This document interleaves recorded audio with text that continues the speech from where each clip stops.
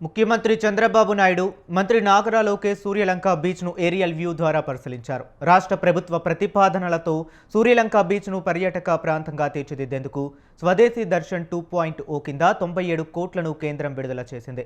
Shopping street, parking సదుపాయాలు, administration building, tourist information building పనులు చేపట్టారు. వీటితో పాటు సూర్యలంక ఎక్స్పీరియన్స్ జోన్ కూడా ఏర్పాటు చేయనున్నారు.